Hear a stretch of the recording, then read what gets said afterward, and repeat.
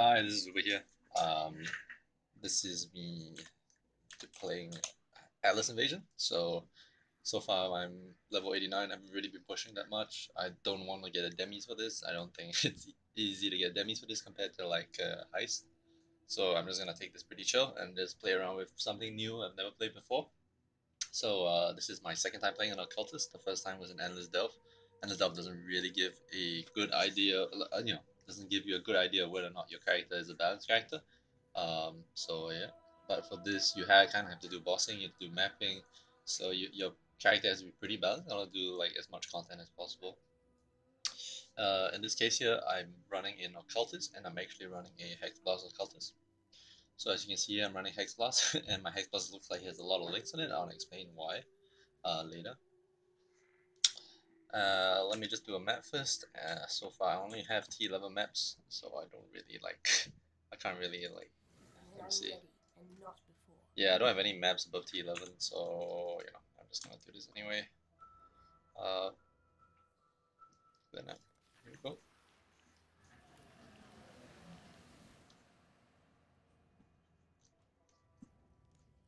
This is a 2-button build, very similar to that of Destiny did, except a lot more quality of life because your curses do stuff other than set up explosions.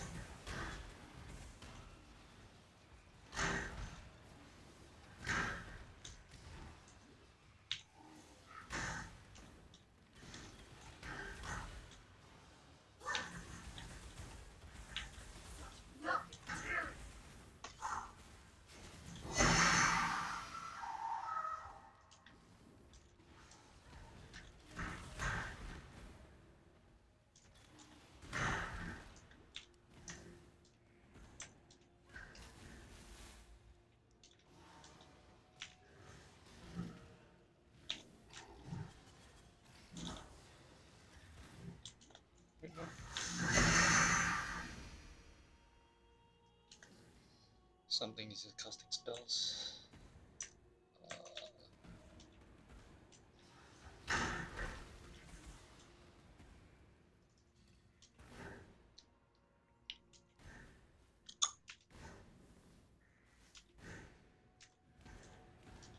I saw on the Nomad the same lethal desperation for survival that I saw in the churning black masses. Instincts took us this far, and it was right to trust them.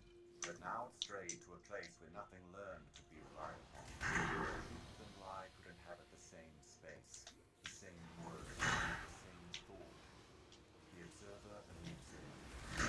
One person.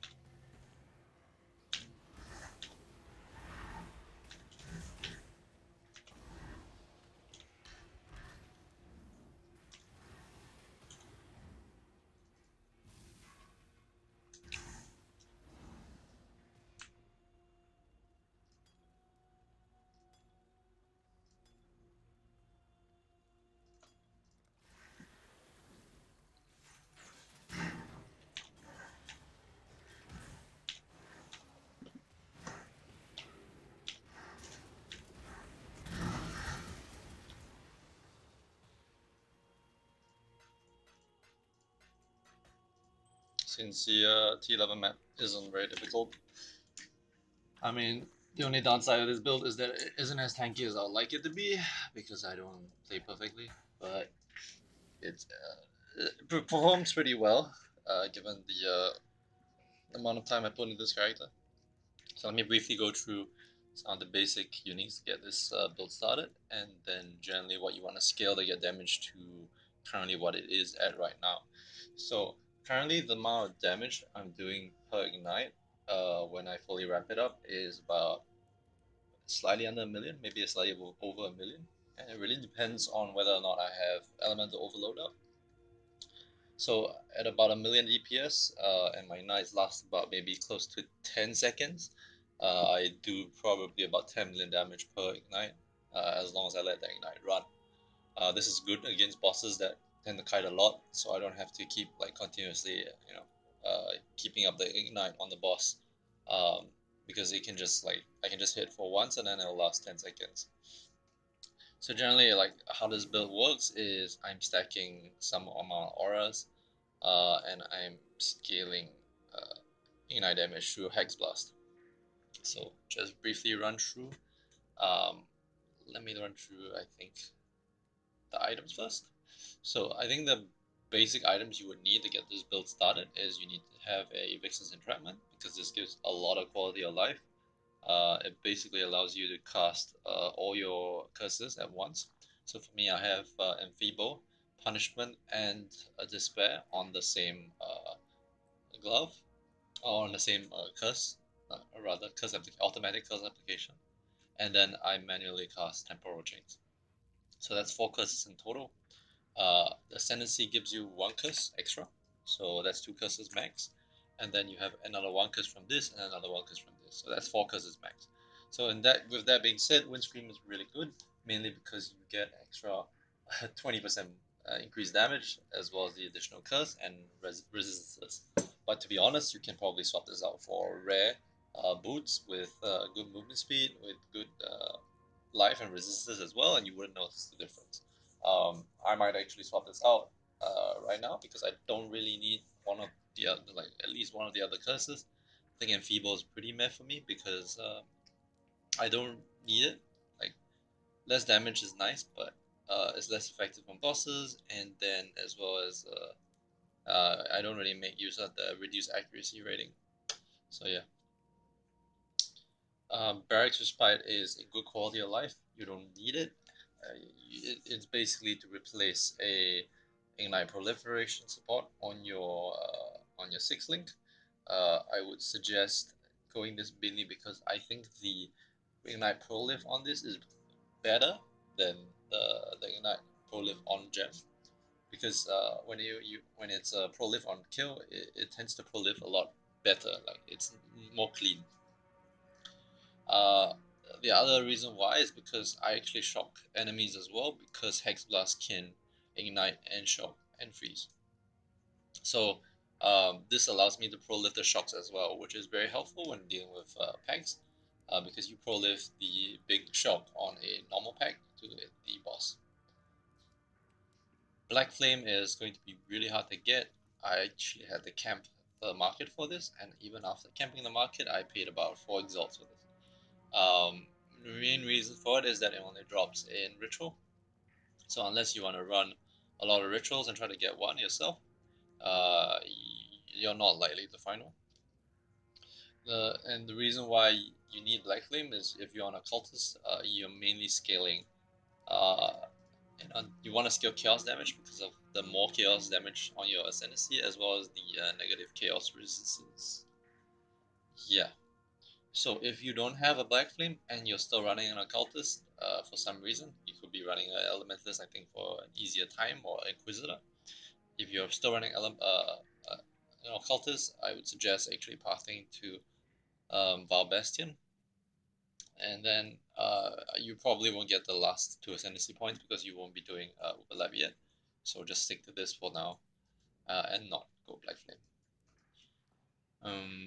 Okay, so for my shield, okay, for my amulet, sorry, this is also important. Uncle's Harmony is, it seems like a pretty meh kind of amulet, but the truth is it's just mainly there to scale my crit chance for Hexblast. So my crit chance for Hexblast is at 18%.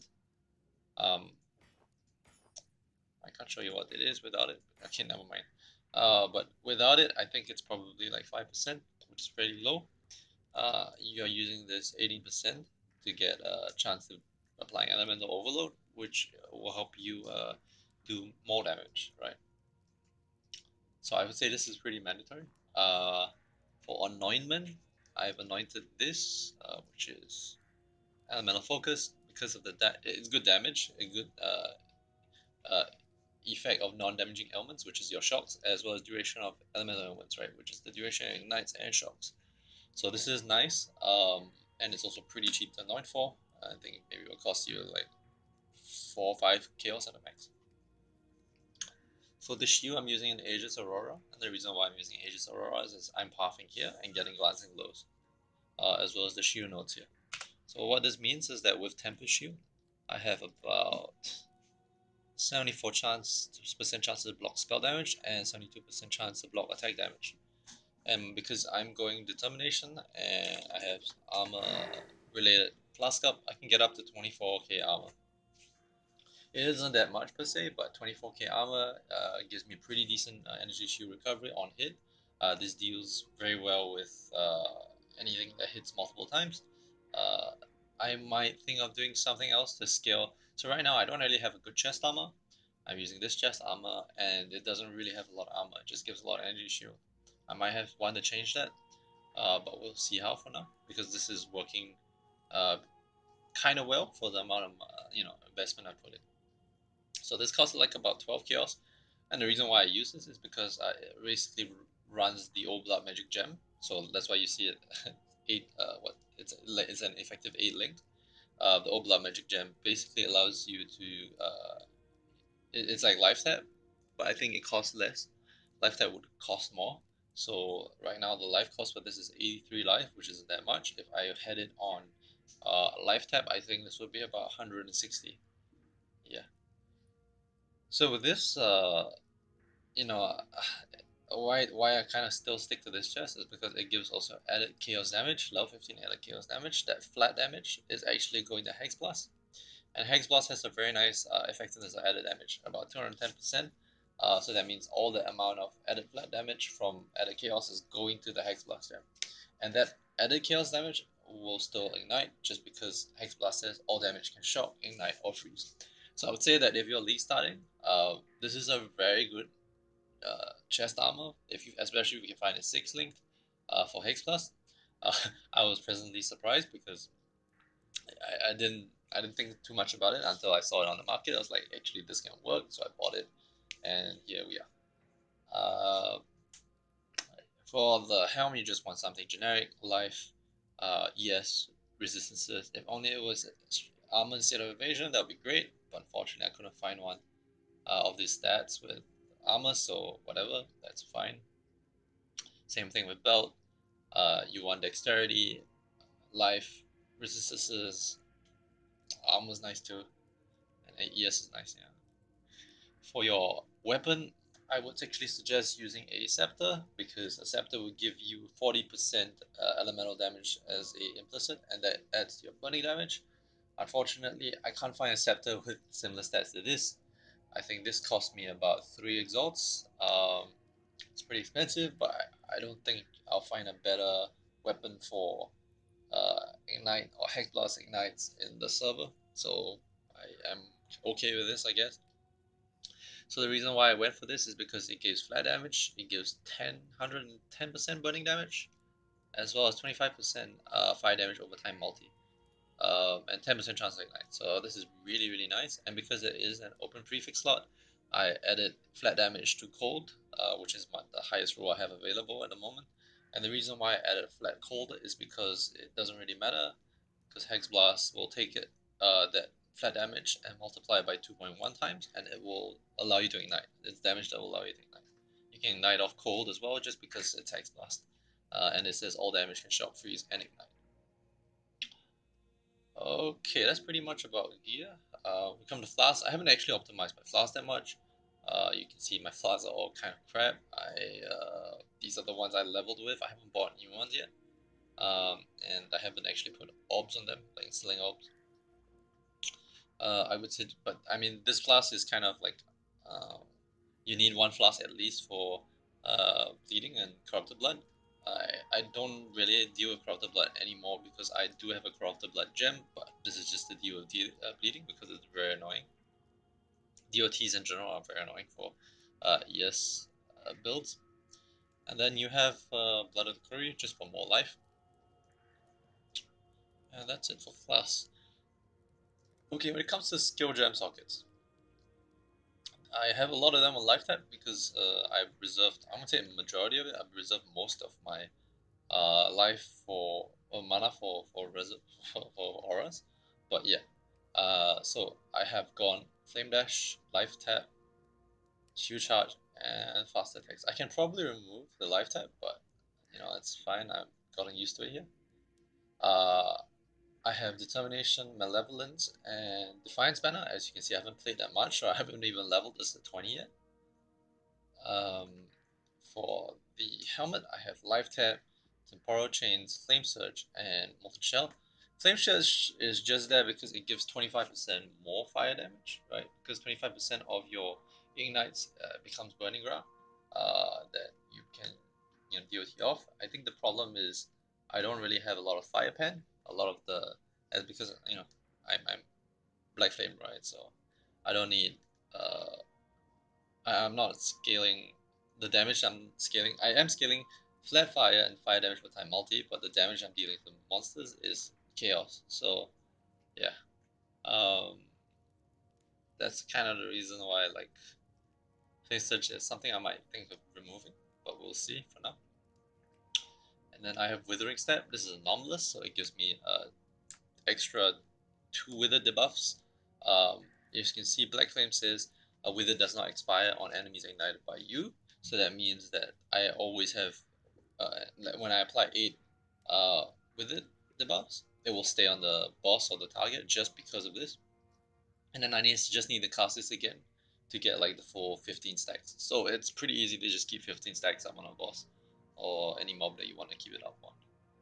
And I have Temper Shield. So Temper Shield is just there for capping out block chance, so I can use Glancing Blows, Aegis Aurora. Okay, let's go to the skill tree. This is the skill tree. You start from Witch, so you path this way. You get these 2 nodes because they're good value. Um, you get these 2 nodes as well because they're also really good value, mainly because of the auras and as well as the 20 and 20 strength and dexterity. The chance to avoid interruption from stuns is nice to have because it helps you not get stunned, especially when you have ES. But it's mostly that because you mostly get it because of strength, dexterity, and auras. It takes a lot of pressure off your suffixes, so yeah. You go for the life nodes here, and then you path here as well. You get the sockets, you path up here. You get elemental overload as well as the damage over time. Plus a notable group here, clusters here, I don't know what you call it, but yeah, you get the passives here. And for the mastery, I would suggest getting less damage over time taken. I've discovered that increased effect of cruelty actually doesn't increase the maximum amount of cruelty. It just makes it easier to get 40% cruelty. This is kind of a shocker, which is unfortunate.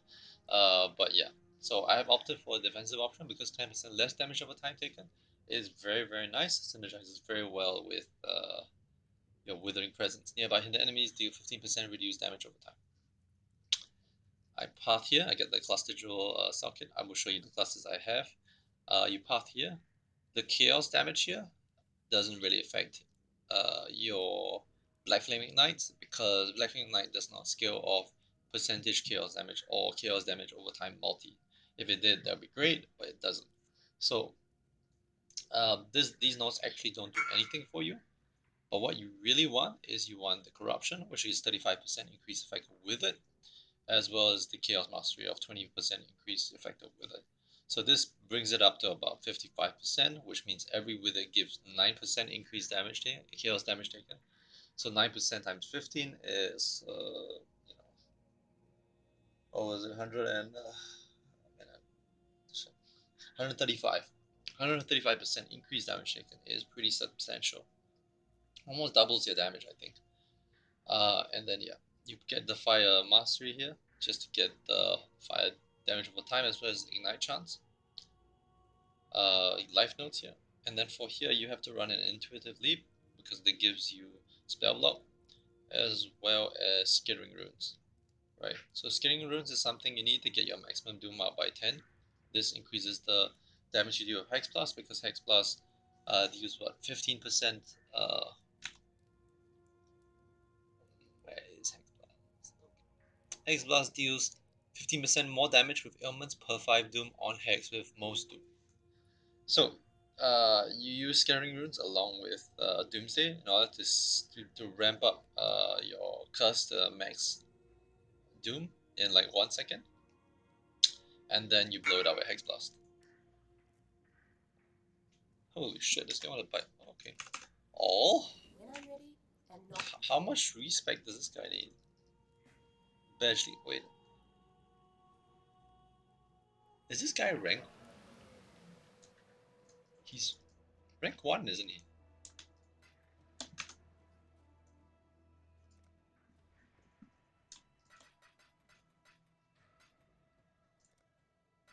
Well, he's not rank 1. He's rank something. I guess he's respecking other shit. Okay. Can look his build later. On PoE Ninja. So yeah, for passives, you get these for to get to basically ramp your doom up, so you can do bigger hex blast. You path here for the fire damage over time multi, as well as your chance to ignite.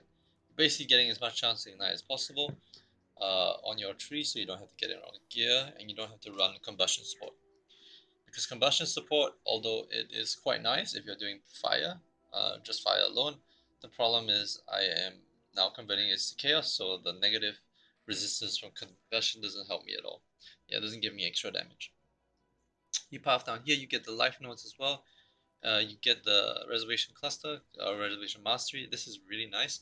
You almost always get this as a witch, especially if you're pathing here.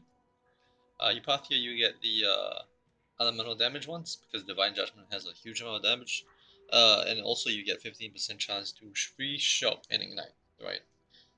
Which is nice, right? Because, yeah, as I said, any shocks you do prolift because of barracks, and the chance to ignite just takes pressure off you trying to find ignite somewhere else.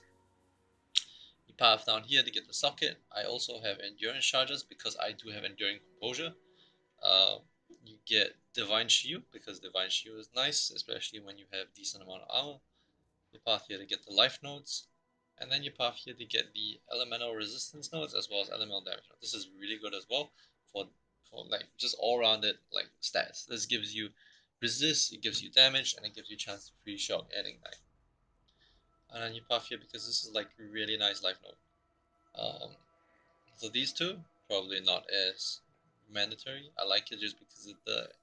I mean, it gives quite a bit of stats here, right? So you path here, you get glancing blows, and then you get tireless, which is all the cost reduction as well as the maximum. This is life nodes, and then the shield block nodes. When it comes to Ascendancy, the priority is actually getting Profane Bloom, because you want your hexes to affect hexproof enemies. I think I'm not sure if it works anymore, but you used to not be able to blow up stuff because they were hexproof with Hexblast, so this is kind of mandatory. After that, I would suggest going Malediction just for the extra curse, as well as Malediction, right? 10% reduced damage and increased damage. The increased damage is not so much because you already have max Wither, but the reduced damage is nice because you take less damage. Increase of fire curse is also very nice, as well as applying an additional curse. Pathing here, you get a Void Beacon, which is negative chaos resistance, and enemies don't have life regen. And then you path here and get Withering Presence, which is a super huge node, because 15% more chaos damage if you have Black Flame, that's great, and 60% chaos resistance, which is super nice. So every second you also inflict Wither on nearby enemies for 15 seconds. And nearby hidden enemies deal 15% reduced damage over time. So all in all, this is the build, this is how it works. I have cleared, I think, 3 Yeah, I've killed 3 socket redeemer. It wasn't that difficult. I think it's like sub 20-second fight. When I'm ready. The damage and DPS is pretty nice. But we'll see how I'll fare with A8 series, or if I series, depends on how I want to step it down. Later on, I'll probably do that like sometime this week. But I think my goal for this character is just to hit 90 and not 95, and then chill from there. Because I don't want to like stress myself out with this league. It's a pretty casual thing for me. I'm just waiting for the rewards to come in for the endless heist. Yeah, I think I hit like rank 2 elementalist for endless heist, which is nice. Alright, so peace. I will probably do another update video if I am still playing this. And think about maybe think about what I want to play for. What was it? Is it Delirium? I don't know what the Delirium event is called, but yeah, that one. Alright, see you guys. Peace.